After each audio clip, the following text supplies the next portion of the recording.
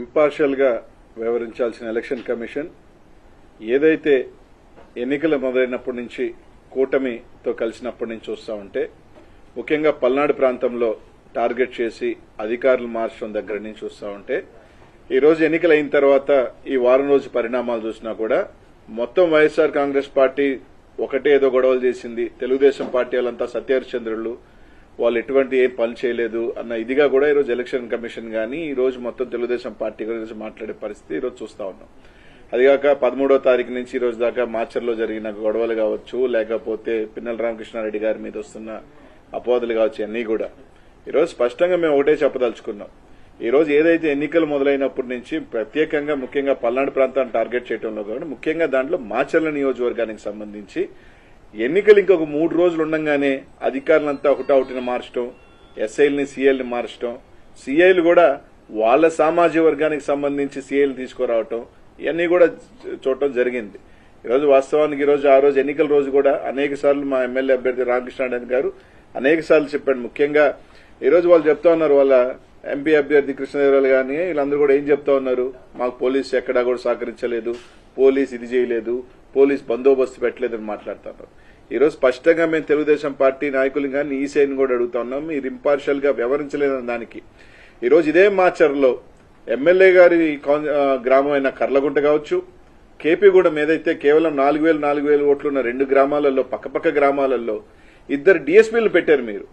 అదే ఒప్పిచెర్ల 5,000 ఓట్లున్న పక్కన తుమ్మరకోట, చింతపల్లి, పాల్వాయి గేట్లో విపరీతంగా రిగ్గింగ్ జరుగుతూ ఉంది, ఆ ప్రాంతంలో భయభ్రాంతులు చేస్తున్నారని చెప్తున్నా కూడా ఎమ్మెల్యే గారు కానీ ఎస్పీకి ఫోన్ చేసినా కానీ కనీసం స్పందించాల.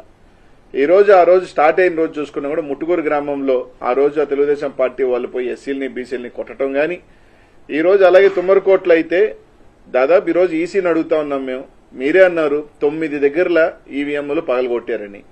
కేవలం ఒక్క రామకృష్ణారెడ్డి గారిది మాత్రమే ఎందుకు రిలీజ్ అయింది? ఈ రోజు ఎలా రిలీజ్ అయింది? మీరు రిలీజ్ చేశారా లేకపోతే ఎవరైనా రిలీజ్ చేశారా? కనీసం ఈ రోజున ఈసీ దాని మీద ఎందుకు చర్య చేపట్ల?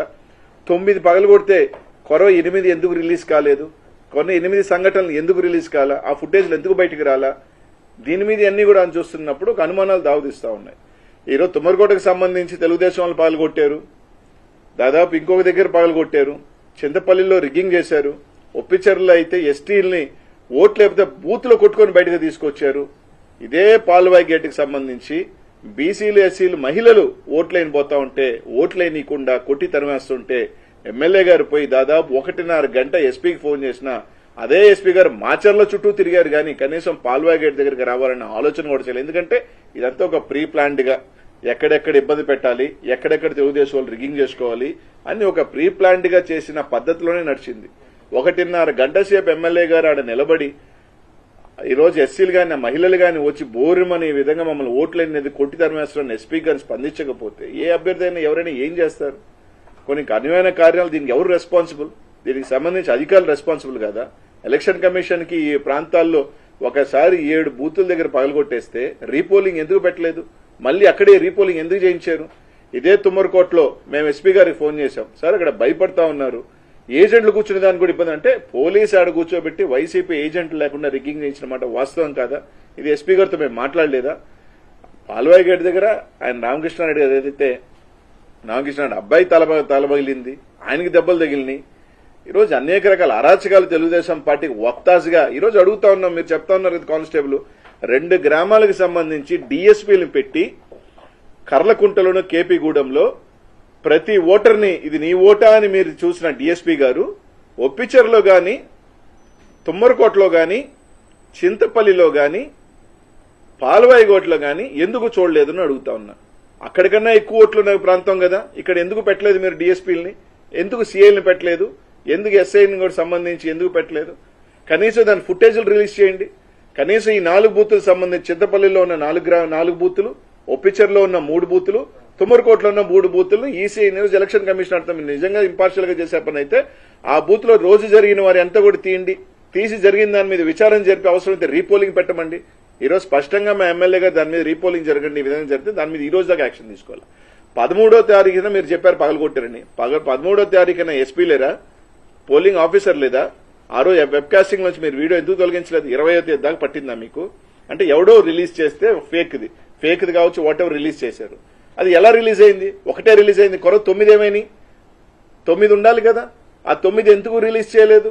అంటే వైఎస్ఆర్సీపీఏ గొడవలు చేసింది అనేది ఒక బ్లూ ప్రింట్ ఇవ్వాలన్న క్రమంలో తెలుగుదేశం పార్టీని కాపాడుతున్న మాట వాస్తవం కాదా? ఈరోజు ఎలక్షన్ కమిషన్ ఈరోజు దాదాపు అదే కారంపూడిలో ఎన్నికలైపోయిన తర్వాత పోతురాజుగుంటలో బుడగజంగాల మీద, పేదల బుడగజంగాల ఇళ్ల మీద దాడి చేసి టీవీలతో సహా ఎత్తుకోపోయిన సంఘటనలు వాస్తవం కదా. ఇవన్నీ ఎందుకు ఇది చేయట్లేదు?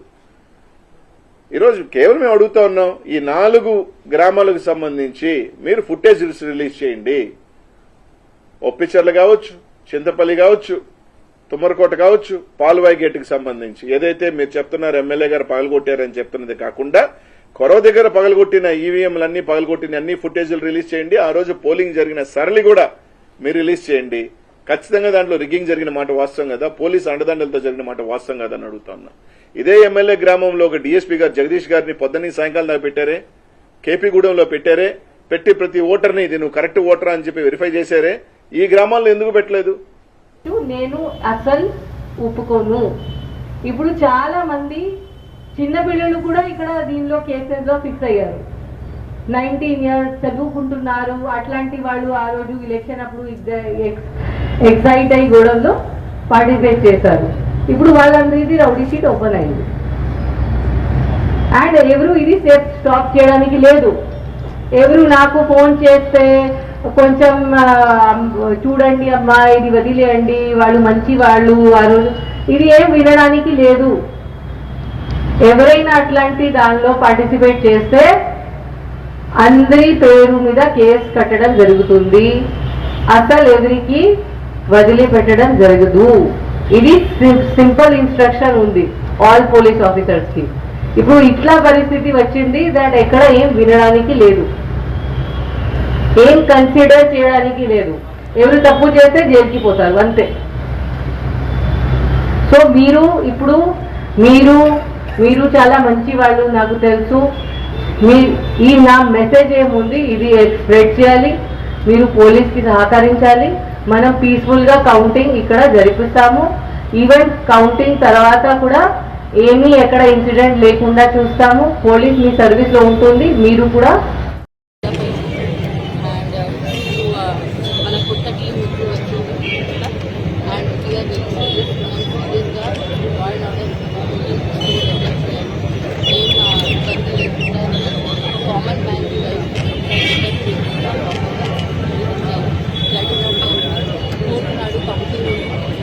बस सीधा पकड़ ले।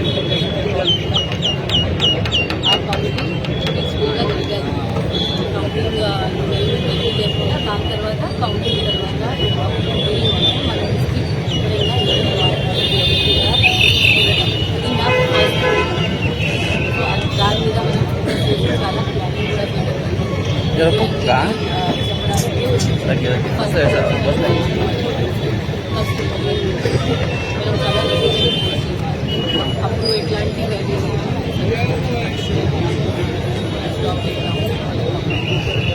మనం నా రిక్వెస్ట్ ఉంది అందుకు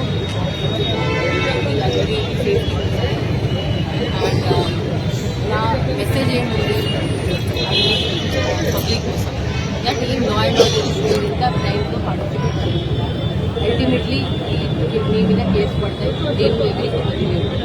వాళ్ళు ఎవరైనా ఉంటే ఏ పార్టీ ఏ caste community I don't care about it. If anybody ఒక నేరం చేస్తే నేను ఖచ్చితంగా వాళ్ళ మీద వాళ్ళకి వాళ్ళ మీద అండ్ అప్పుడు క్రిమినల్ రికార్డ్ ఒకసారి డెవలప్ అయితే చాలా ఇబ్బంది ఉంటుంది. అందరి దగ్గర ఇది కెపాసిటీ ఉండదు కోర్స్ కోసం ఫైల్ చేయడానికి. అల్టిమేట్లీ మీరు ఇన్వాల్వ్ అయితే ఒక కేసులో మీ జీవనం నాశనం లాగానే అయిపోతుంది.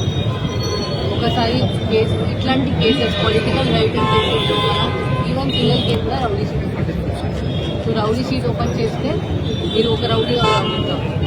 అది మీకోసం మీ ఫ్యామిలీ కోసం చాలా ఇబ్బందికరమైన అప్పుడు రౌడీ షీట్ ఒకసారి ఓపెన్ అయిన తర్వాత ఎట్లా జరుగుతుంది ఒకసారి డ్రైవింగ్లో ఇన్వాల్వ్ అయిన తర్వాత ఎట్లా జరుగుతుంది మీకు తెలుసు. ఎక్కడ ఫర్దర్ స్టడీస్ కోసం వెళ్ళాలి అది కూడా మీకు స్కోప్ రాదు, రాదు.